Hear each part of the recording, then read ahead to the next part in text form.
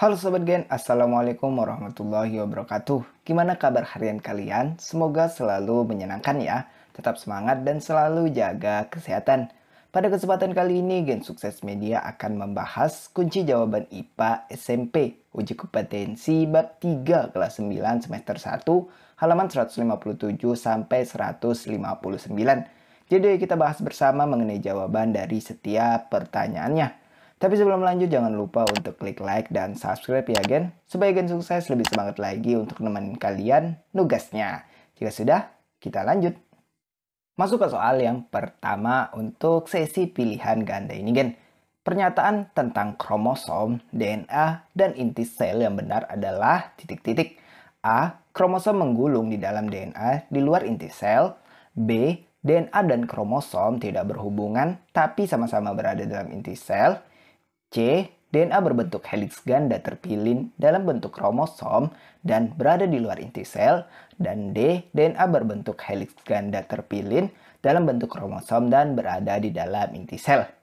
Bagian kita coba kenali dulu soal ini lebih dekat supaya paham dengan masalah yang perlu dijawab dari soal ini.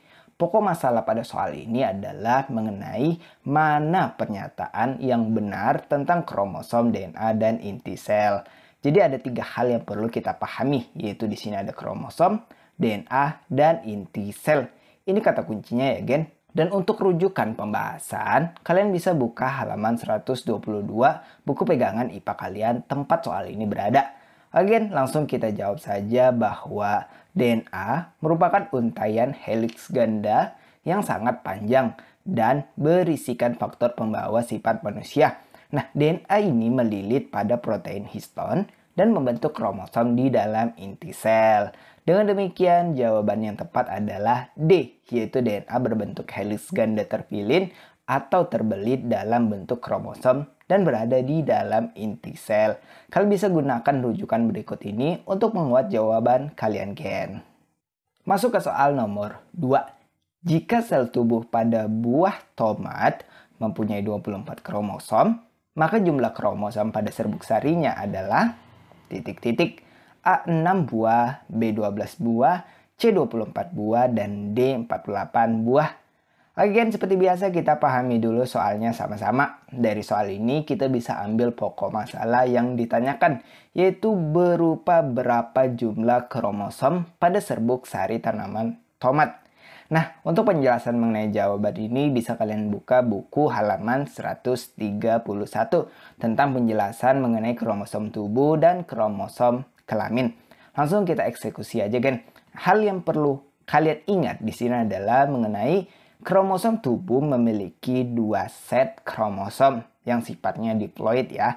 Nah, sedangkan kromosom kelamin berjumlah setengah dari kromosom tubuh sehingga sifatnya disebut sebagai haploid. Kalian perlu tahu juga bahwa serbuk sari adalah sel gamet yang dihasilkan melalui pembelahan meiosis yang menghasilkan jumlah kromosom anak setengah dari induknya. Jadi serbuk sari ini berkaitan dengan sistem reproduksi pada tanaman. Khususnya di sini adalah tomat. Nah, jadi perlu diperhatikan jika sel tubuh tomat memiliki 24 kromosom, maka pada serbuk sarinya atau kromosom sel kelaminnya yaitu terdapat 12 kromosom. Jadi setengahnya ya. Dengan demikian jawaban yang tepat adalah B, yaitu 12 buah kromosom. Masuk ke soal nomor 3 Gen. Pernyataan yang benar mengenai hukum 2 Mendel adalah titik-titik. A. Gen berpisah secara acak saat fertilisasi. B. Gen bertemu secara acak saat fertilisasi. C. Gen berpisah secara acak saat pembentukan gamet. Atau D. Gen bertemu secara acak saat pembentukan gamet. Bagian kita pahami dulu sedikit tentang soalnya. Untuk kata kunci yang perlu kalian pahami adalah tentang hukum pewarisan sifat yang mencakup hukum 1 Mendel dan hukum 2 Mendel. Tapi di sini kita fokus pada hukum 2 Mendelnya. Sehingga untuk pembahasan soal ini dapat kalian temukan pada halaman 141. Nah Gen, hukum 2 Mendel ini disebut juga dengan hukum berpasangan secara bebas. Dalam hukum 2 Mendel, setiap gen atau sifat dapat berpasangan secara bebas dengan gen atau sifat lain yang tidak sealel pada waktu pembentukan gamet. Kalian bisa pahami dengan memperhatikan contoh berikut ini, gen. Misalnya, suatu induk memiliki genotip B besar, B kecil, K besar, K kecil. Maka gen B besar dan gen B kecil, serta gen K besar dan gen K kecil akan memisah. Kemudian kedua pasangan tersebut akan bergabung secara bebas, sehingga kemungkinan gamet yang terbentuk akan memiliki susunan gen seperti B besar K besar, kemudian B besar K kecil, bisa juga B kecil K besar, dan B kecil K kecil. Itu seperti kombinasi gennya. Oke, dengan demikian opsi jawaban yang bisa kita pilih adalah yang D. Gen bertemu secara acak saat pembentukan gamet. Kalian perhatikan kata bertemu secara acak. Karena biasanya opsi ini tertukar-tukar, gen. Di buku pegangan IPA kalian ada buku yang sama tapi pilihannya di opsi C. Dan ada pilihan yang tepatnya di opsi D. Seperti yang gen sukses pakai ini. Jadi dimanapun opsinya yang penting kalian paham dengan jawabannya ya. Oke, kita lanjut. Berikut ini soal nomor 4. Gen K besar atau kapital mengkode rambut keriting dan gen K kecil mengkode rambut lurus. K besar dominan terhadap K kecil.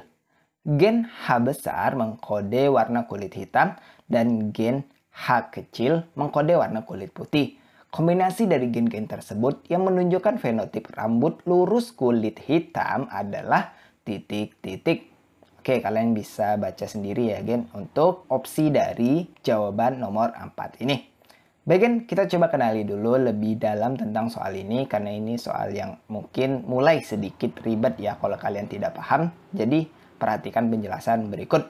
Maksud dari soal ini adalah tentukan mana kombinasi gen yang menunjukkan fenotip rambut lurus kulit hitam.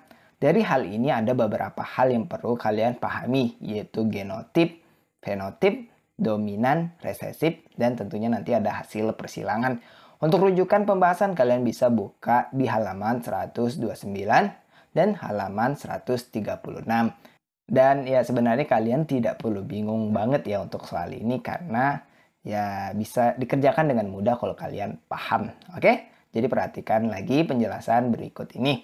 Untuk genotip dan fenotip, gen sukses kira kalian sudah paham dan sudah pernah pelajari. Jadi singkat saja bahwa genotip ini adalah kombinasi gen, yang huruf-huruf itu tadi yang sudah disebutkan, ada yang besar, ada yang kecil yang penulisannya.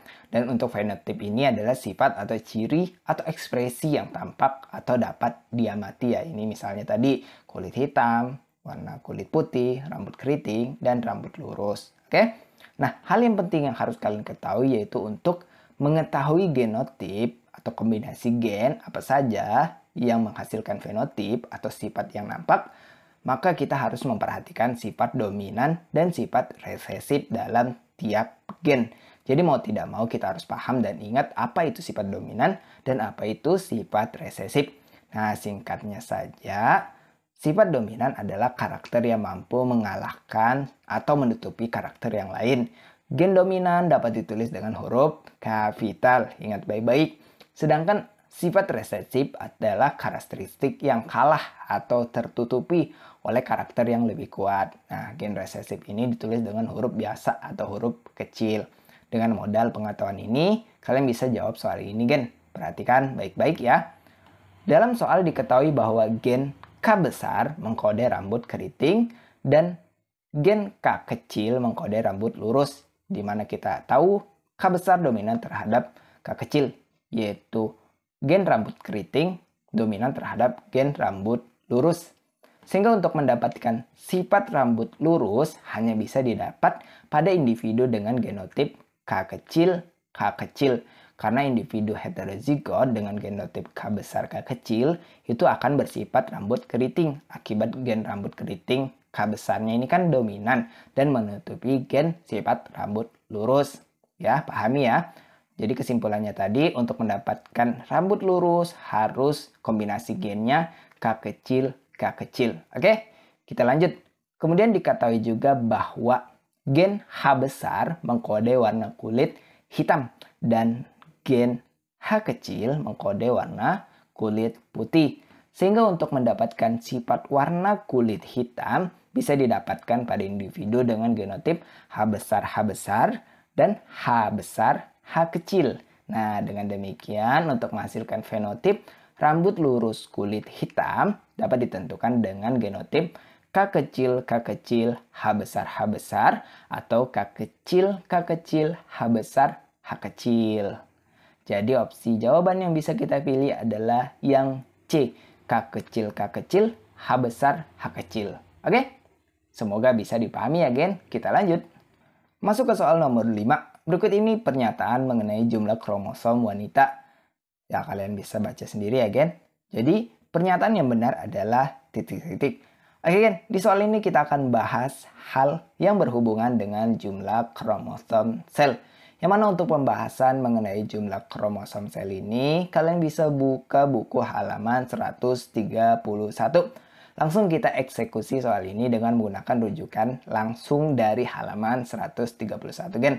Baru kita tentukan mana pernyataan yang benar dan tepat sesuai pembahasan di rujukan tersebut. Dapat disimpulkan bahwa kromosom pada manusia itu berjumlah 46 kromosom yang terdiri dari 44 buah atau 22 pasang kromosom tubuh dan 2 buah atau sepasang kromosom seks. Sehingga pernyataan mengenai jumlah kromosom manusia yang benar adalah 2 dan 5. Oke, singkat ya untuk penjelasan dari jawaban soal nomor 5 ini. Semoga bisa dipahami. Kita lanjut. Berikut ini soal nomor 6. Seorang anak dapat mewarisi sifat dari titik-titik. A hanya dari ibunya, B hanya dari ayahnya, C dari ayah dan ibunya, atau D dari ayah atau ibunya. Bagian ini termasuk soal yang sangat mudah ya, dan Gen Sukses kira kalian sudah tentu tahu mana jawaban yang paling benar. Tapi ada baiknya kita bahas sedikit mengenai soal yang satu ini. Perhatikan penjelasan berikut yang berasal dari halaman 121 buku pegangan IPA kalian. Dapat diketahui bahwa setiap ciri atau sifat yang ada pada setiap orang atau setiap diri kita ini adalah warisan dari orang tua kita. Nah, setiap anak mewarisi 50% DNA dari ayah dan ibunya. Tetapi ada gen-gen tertentu dari ibu atau dari ayah yang bersifat dominan. Nah, gen-gen yang dominan tersebutlah yang akan terekspresikan pada anak, pada diri kita. Misalnya, kita ada hal yang mirip dengan ibu kita dan ada juga yang mirip dengan ayah kita. Dan itulah gen-gen yang berasal dari orang tua kita, baik ayah maupun ibu. Oke, Gen, dengan demikian jawaban yang tepat adalah yang C, dari ayah dan ibunya. Masuk ke soal nomor 7. Ciri atau sifat pada manusia diturunkan dari generasi ke generasi melalui titik-titik. A. RNA, B. Sel telur, C. Sel gamet, atau D. Sel sperma. Bagian ini masih termasuk soal yang mudah ya, sehingga langsung kita jawab. Kalian bisa buka buku halaman 121 untuk penjelasan mengenai jawaban dari soal ini. Perhatikan penjelasan berikut ini. Setiap sifat dan karakteristik yang ada pada setiap orang adalah warisan dari kedua orang tuanya, seperti yang sudah kita jelaskan di soal sebelumnya. Ayah akan mewariskan materi genetiknya melalui sel sperma, sedangkan ibu akan mewariskan materi genetik melalui sel ovum. Materi genetik dari ayah dan ibu akan bergabung melalui proses fertilisasi. Karena adanya penggabungan materi genetik inilah, pada seorang anak laki-laki maupun perempuan akan muncul karakteristik yang mirip dengan ayah dan karakteristik yang mirip dengan ibunya. Begitu seterusnya terjadi di generasi selanjutnya. Jika kita mempunyai keturunan, maka anak cucu kita akan mewariskan ciri atau sifat dari kita sebagai orang tua terdahulu ya. Kalau misalnya sifat itu, karakteristik itu muncul kembali. Dan begitu ya, turun-temurun dari generasi ke generasi. Dan perlu kalian ketahui, Gen, bahwa gamet jantan yaitu spermatozoa yang dihasilkan di testis dan gamet betina yaitu ovum yang dihasilkan di ovarium merupakan sel gamet yang terbentuk dari proses gametogenesis. Dengan demikian kita bisa memilih opsi C yaitu sel gamet yang terdiri atas sel telur dan sel sperma. Oke, kita lanjut. Lanjut ke soal nomor 8. Cara berikut yang paling baik untuk menentukan apakah dua orang bersaudara adalah titik-titik. A. Membandingkan gen mereka. B. Membandingkan wajah mereka. C. Membandingkan sidik jari mereka. Atau D. Membandingkan tipe darah mereka. Bagian untuk soal ini bisa langsung kita jawab ya. Di antara keempat cara yang disebutkan, cara yang paling baik, tepat, dan akurat untuk menentukan apakah dua orang bersaudara adalah dengan cara membandingkan gen dua orang tersebut. Membandingkan gen dapat dilakukan dengan menggunakan uji DNA. Uji DNA ini adalah suatu pengujian forensik yang melibatkan teknik biologi molekuler atau untuk mendapatkan profil DNA dari yang bersangkutan. Nah, setiap manusia ini kan memiliki genom dalam DNA yang unik dan spesifik di dalam sel tubuh. Nah, karena itu tes DNA merupakan tes yang sangat akurat untuk mengetahui garis keturunan seseorang. Identifikasi DNA dapat dilakukan untuk mengetahui hubungan ayah anak, ibu anak, dan kekerabatan ya, yaitu antara saudara. Nah, kenapa DNA ini mungkin jarang digunakan ya karena biaya pemeriksaannya juga tergolong mahal dan ketersediaan fasilitas kesehatan yang dimiliki juga terbatas. Jadi ada beberapa cara untuk mengetahui anak kandung atau bukan, yaitu dengan beberapa cara untuk mengetahuinya. Di antaranya ya dengan tes golongan darah, tes warna mata, tes ciri-ciri karakter yang mirip dengan orang tuanya, bentuk fisik atau wajah yang mirip dengan orang tuanya, kemudian rasa kasih sayang dari ketulusannya, dan ikatan batin. Ini penjelasannya gen, sehingga opsi atau cara yang dianggap paling baik, pasti, dan akurat untuk menentukan apakah dua orang bersaudara itu adalah yang A, yaitu membandingkan gen mereka. Ini sudah cara yang paling akurat di antara cara yang lain. Oke kan? Kita lanjut. Masuk ke soal nomor 9. Dua anak kembar berjenis kelamin laki-laki dan perempuan. Pernyataan berikut yang benar mengenai penyusun genetik mereka adalah titik-titik. A. Bayi laki-laki dan perempuan tersebut mewarisi sifat hanya dari sang ayah. B. Bayi laki-laki dan perempuan tersebut mewarisi sifat hanya dari sang ibu. C. Bayi laki-laki dan perempuan tersebut mewarisi sifat dari ayah dan ibunya. Atau D. Bayi laki-laki mewarisi sifat hanya dari ayah dan bayi perempuan mewarisi sifat hanya dari ibu. Bagian ini soal yang menarik ya. Dan soal nomor 9 ini termasuk soal yang mudah ya. Karena kalau kalian perhatikan baik-baik, soal nomor 9 ini cukup mirip dengan soal nomor 6 dan 7. Hanya redaksi soalnya saja yang diubah-ubah seolah-olah berbeda, padahal inti pembahasannya sama aja. Jadi kita bisa menggunakan pembahasan di halaman 121. Oke kan? Tapi sebelum masuk ke inti pembahasan jawaban, ada baiknya kalian pahami hal penting berikut ini. Jadi bayi kembar secara umum itu terbagi menjadi dua jenis, yaitu kembar identik dan kembar fraternal. Dua anak kembar berjenis kelamin laki-laki dan perempuan seperti pada soal ini termasuk dalam kategori kembar non-identik atau istilah lainnya adalah kembar fraternal. Pada kembar identik, satu sperma membuahi satu sel telur yang kemudian terbelah menjadi dua janin. Sedangkan pada kembar non-identik, ini dua sperma membuahi dua sel telur secara terpisah, sehingga menghasilkan dua janin dengan dua plasenta berbeda. Dari hal ini dapat diketahui bahwa meski bayi kembar fraternal memiliki perbedaan tak seperti bayi kembar identik, keduanya tetap sama-sama mewarisi sifat dari ayah dan ibu, karena keduanya terbentuk dari zigot, hasil pembuahan sel telur ibu dan sel sperma ayah. Jadi pada intinya tetap bahwa penyusunan genetik yang berkaitan dengan ciri atau sifat yang ada pada setiap orang adalah warisan dari orang tua, yaitu dari ayah dan dari ibu. Oke kan? Dengan demikian opsi yang bisa kita pilih adalah yang C.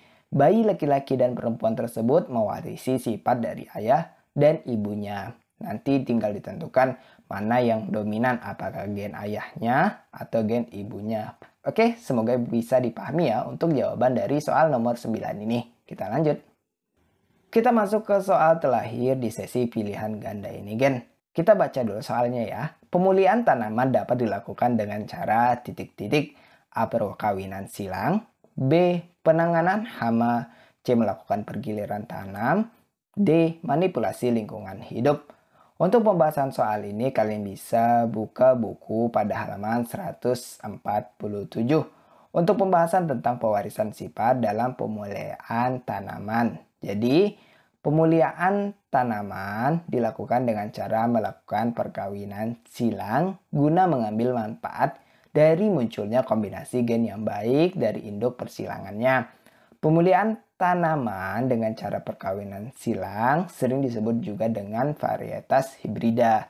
Nah, varietas hibrida ini merupakan suatu jenis tumbuhan yang merupakan keturunan dari persilangan antara dua atau lebih jenis tumbuhan yang memiliki karakteristik genetik yang berbeda. Sebagai contoh ya, ini misalnya padi hibrida dapat menghasilkan beras 30% lebih banyak daripada padi pada umumnya. Lebih tahan terhadap lahan yang kering, lebih pulen, lebih wangi, dan lebih cepat dipanen. Oke gen, dengan demikian kita bisa pilih opsi yang A, yaitu dapat dilakukan dengan cara perkawinan silang.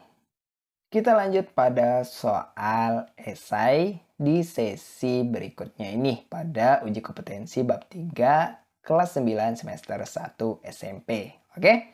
Tapi sebelum lanjut jangan lupa untuk klik like dan subscribe ya gen supaya gen sukses ini lebih semangat lagi ngejelasinnya. Oke? Jika sudah kita lanjut.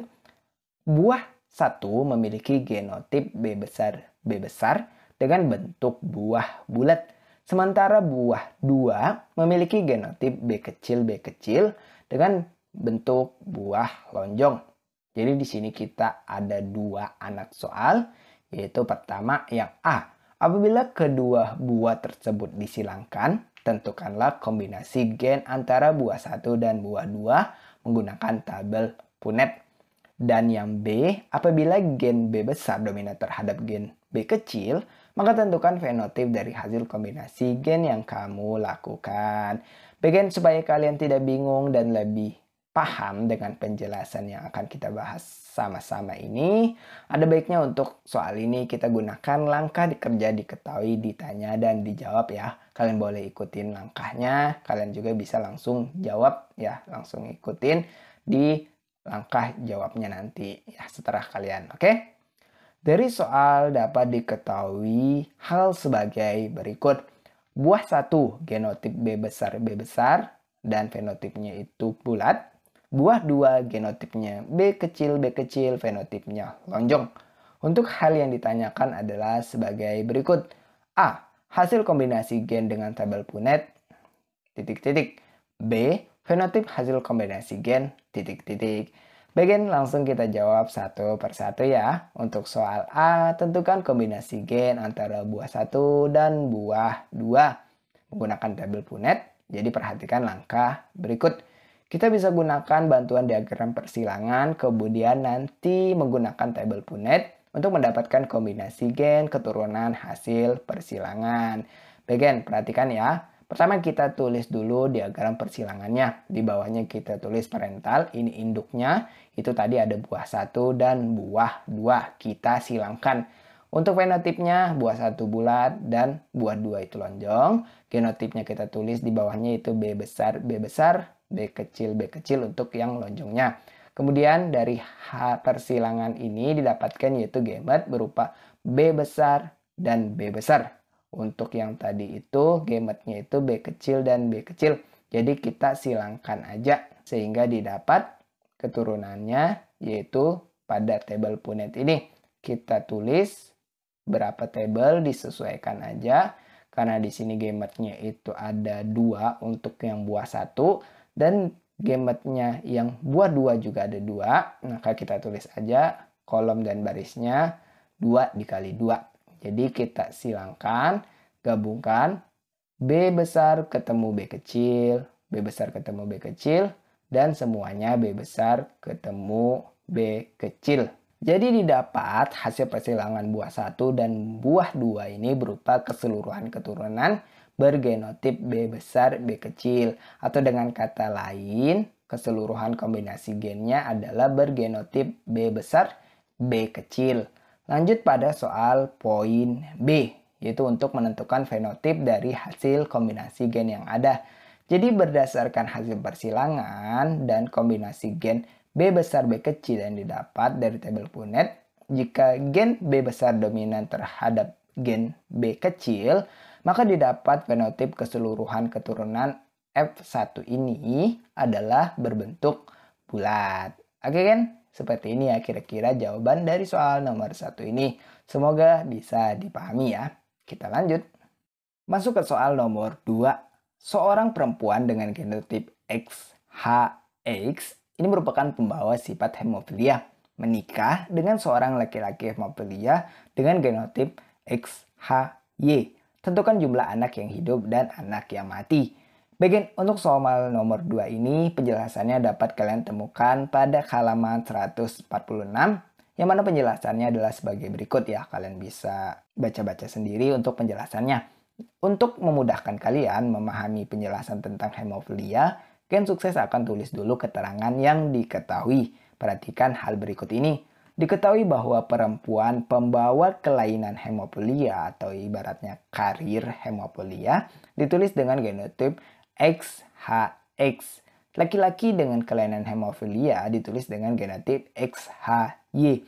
Sedangkan untuk perempuan dengan kelainan hemofilia ditulis dengan genotip XHXH.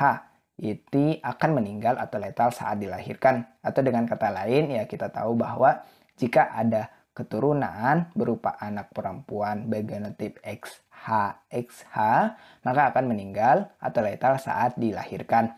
Jadi ini poin penting yang kita harus ingat betul-betul ya untuk berkaitan dengan kelainan hemofilia ini kan. Jadi di sini kita akan cari jumlah anak hidup dan jumlah anak yang mati dengan menggunakan diagram perkawinan dan tabel Punnett seperti halnya pembahasan jawaban dari soal nomor 1 tadi. Oke kan, langsung kita jawab saja. Perhatikan penjelasannya ya. Berikut runtutan penjelasannya. Pertama kita tulis bagian diagram persilangannya, di mana untuk baris pertama kita tulis induknya atau parental atau P1 yang mana mencakup perempuan dan laki-laki dengan simbol X atau saling menyilang, artinya disilangkan. Kemudian untuk fenotip di bawahnya itu perempuan pembawa hemofilia, laki-laki juga mengalami kelainan hemofilia. Kemudian genotipnya itu kita tuliskan untuk hemofilia yaitu XHX dan laki-lakinya juga XHY. Sehingga dari hal ini kita dapat gametnya itu masing-masing 2 ya. Karena ini persilangan monohibrid, artinya masing-masing ada 2 gamet, yaitu untuk yang perempuan XH dan X, dan laki-laki XH dan Y. Kemudian kita buat tabel Punnett untuk menentukan keturunan F1-nya atau hasil persilangannya untuk keturunan pertama. Jadi karena ini gametnya masing-masing 2, maka kita buat tabel ya 2 kali 2 dengan lengkap keterangannya juga. Kalian bisa tambahkan. Ikutin saja XHY disilangkan dengan XHX sehingga didapat hasil persilangan 4 keturunan. Yang pertama XH bertemu dengan XH. XH ini merupakan genotip untuk perempuan hemofilia yang akan meninggal atau letal saat dilahirkan. Kemudian XH bertemu dengan Y. Ini untuk laki-laki hemofilia dan kemungkinan hidupnya ada. Dan kemudian untuk XHX ini bertemu untuk keturunan ketiganya, ini perempuan pembawa, ini masih bisa hidup ya. Dan kemudian nanti keturunan keempat itu gamet X bertemu dengan Y, sehingga ini laki-laki normal dan bisa hidup. Bagian berdasarkan diagram persilangan dan tabel Punnett didapat kemungkinan anak yang mati adalah 1 dan kemungkinan anak yang hidup adalah 3. Ini untuk jawaban dari soal nomor 2. Semoga bisa dipahami ya. Kita lanjut. Lanjut ke soal nomor 3. Kacang biji bulat warna kuning dengan genotip B besar, B besar, K besar, K besar disilangkan dengan kacang biji lonjong hijau dengan genotip B kecil, B kecil, K kecil, K kecil. Jika bulat kuning dominan terhadap lonjong hijau, tentukan A F1, B F2 jika F1 disilangkan sesamanya. Bagian untuk soal nomor 3 ini penjelasan dan contoh penyelesaiannya dapat kalian temukan pada halaman 140 yang mana contoh penyelesaiannya sebagai berikut gen. Untuk memudahkan kalian memahami tentang penyelesaiannya, kita gunakan langkah diketahui, ditanya, dan dijawab ya. Jadi kita tulis dulu hal yang diketahui yaitu sebagai berikut. Kacang biji bulat kuning ini bergenotip B besar, B besar, K besar, K besar. Kemudian kacang biji lonjong hijau ini B kecil, B kecil, K kecil, K kecil. Kemudian bulat dominan terhadap lonjong sehingga genotip nantinya itu adalah B besar, B besar, bisa juga B besar, B kecil. Kemudian kuning dominan terhadap hijau sehingga genotip nantinya juga bisa yaitu K besar, K besar, K kecil, K kecil. Jadi di sini kita akan cari genotip keturunan pertama, lalu diminta untuk mencari genotip keturunan kedua dengan menggunakan diagram perkawinan atau persilangan dan tabel Punnett seperti halnya pembahasan jawaban di soal sebelumnya. Oke, langsung kita jawab saja ya, perhatikan. Berikut adalah runtutan penyelesaiannya untuk yang A terlebih dahulu. Jadi kita tulis diagram persilangannya di mana untuk parental P1-nya yaitu tanaman kacang 1 disilangkan dengan tanaman kacang 2. Kemudian fenotipnya yaitu tadi tanaman kacang 1 biji bulat kuning, tanaman kacang 2 biji lonjong hijau dengan genotipnya B besar, B besar, K besar, K besar disilangkan dengan B kecil, B kecil, K kecil, K kecil. Sehingga untuk hal ini didapat gametnya itu adalah B besar, K besar. Dan untuk yang tanaman kacang 2, B kecil, K kecil. Sehingga hasil persilangannya didapat yaitu keturunan pertama adalah B besar, B kecil, K besar, K kecil. Yaitu untuk fenotipnya biji bulat kuning yang sifatnya adalah heterozigot. Berdasarkan persilangan induk pertama didapat keturunan atau F1 dari hasil persilangan adalah berfenotip kacang biji bulat kuning dengan genotip B besar, B kecil, K besar, K kecil yang bersifat heterozigot. Jadi untuk soal nomor 3 ini yang A sudah selesai. Lanjut gen ke soal yang 3B. Ini tinggal kita lanjutin saja. Jadi perhatikan runtutan penyelesaiannya. Jadi kita tulis kembali untuk diagram persilangan terlebih dahulu yaitu parental itu induk keduanya itu kan kita lanjutkan. Jadi tanaman kacang F1 keturunannya tadi kita silangkan juga dengan tanaman kacang F1-nya. Sehingga untuk fenotipnya tadi didapat biji bulat kuning disilangkan dengan biji bulat kuning dengan genotipnya B besar, B kecil, K besar, K kecil. Disilangkan juga dengan B besar, B kecil, K besar, K kecil. Dengan gametnya yaitu ini makin banyak ya karena heterozigot. Jadi gametnya ini masing-masing ada 4 yang sama yaitu B besar, K besar, B besar, K kecil, B kecil, K besar, dan B kecil, K kecil seperti halnya juga pada tanaman yang satunya yang seketurunan saling disilangkan. Oke, jadi kalian bisa tulis seperti ini ya untuk tabel Punnettnya. Kalian isi saja karena masing-masing gametnya ini ada 4 kombinasi gen. Jadi kalian tulis 4 kali 4 untuk tabelnya dengan lengkap keterangannya. Sehingga kalian bisa ikutin tabelnya seperti ini gen. Jadi berdasarkan persilangan dari hasil keturunan pertama F1, didapat keturunan F2 dari hasil persilangan adalah berupa kacang biji bulat kuning, kacang biji bulat hijau, kacang biji lonjong kuning, dan kacang biji lonjong hijau. Dengan perbandingan berturut-turut adalah 9 banding 3 banding 3 banding 1. Again, semoga bisa dipahami ya. Kita lanjut. Masuk ke soal nomor 4. Pemulihan tanaman bertujuan untuk menyiapkan bibit tanaman unggul. Apa saja tujuan dari penyiapan bibit tanaman unggul? Oke gen, coba kita jawab soal ini ya. Untuk pembahasan singkatnya, kalian bisa buka buku halaman 147-148 yang berisi pembahasan tentang pewarisan sifat dalam pemulihaan tanaman. Berikut penjelasannya gen.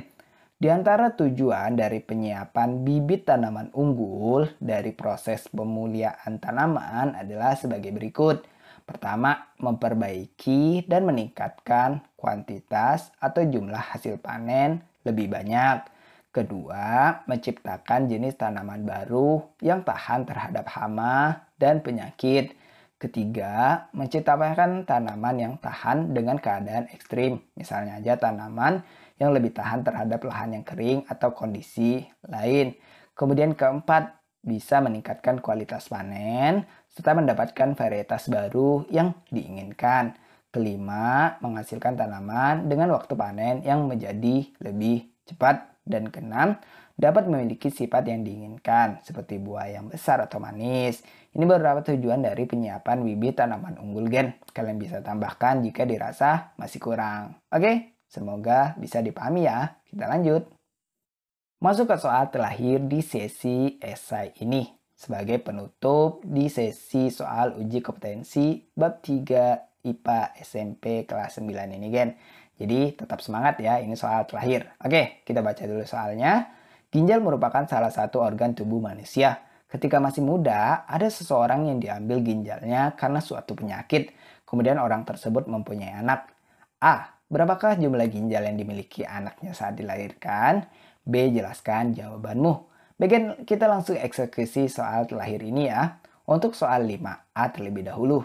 Jumlah ginjal yang dimiliki anak dari orang tua tersebut yang diangkat ginjalnya karena suatu penyakit adalah tetap memiliki 2 ginjal ya. Artinya anak yang dilahirkan tetap memiliki 2 ginjal meskipun orang tuanya hanya memiliki 1 ginjal karena 1 ginjalnya lagi diangkat. Untuk soal B mengenai alasannya, perhatikan penjelasan berikut. Diketahui bahwa orang tersebut ketika masih muda diambil ginjalnya karena suatu penyakit. Artinya kelainan pada orang tuanya tidak bersifat lahiriah atau tidak didapat dari lahir. Sehingga kelainan tersebut tidak bersifat turun-temurun. Alasannya adalah karena meskipun ginjal seseorang diambil dari tubuhnya, susunan genetik dalam tubuhnya tetap termasuk gen-gen pengkode pembentukan ginjal pada sel-sel sperma maupun sel ovum. Saat kedua orang tersebut menikah, maka gen-gen pengkode ginjal juga akan dimiliki oleh embrio. Selama embrionya berkembang dengan baik, ya gen-gen tersebut akan diekspresikan atau diwujudkan sehingga terbentuklah ginjal dalam jumlah yang normal, yaitu 2 ginjal. Berikut analogi sederhananya gen, jika kalian masih belum paham. Jika seseorang mengalami kecelakaan lalu tangannya harus diamputasi, lalu saat memiliki keturunan, apakah anak lahir nantinya tanpa tangan? Ya tentu saja tidak. Jadi kondisi di atas ini tidak diturunkan secara langsung dari orang tua ke anak. Hal ini berlaku juga untuk kasus yang terjadi pada ginjal ini. Oke kan? Semoga bisa dipahami ya. Oke sahabat gen, demikian pembahasan kunci jawaban IPA SMP uji kompetensi bab 3 kelas 9 semester 1 halaman 157 sampai 159 ini. Terima kasih karena telah menonton sampai akhir ya. Jika dirasa video kali ini bermanfaat, mohon dukungannya dengan cara klik like dan subscribe agar Gen Sukses lebih semangat lagi buat pembahasan kunci jawaban lainnya. Sampai jumpa di postingan video berikutnya. Akhir kata terima kasih dan wassalamualaikum warahmatullahi wabarakatuh.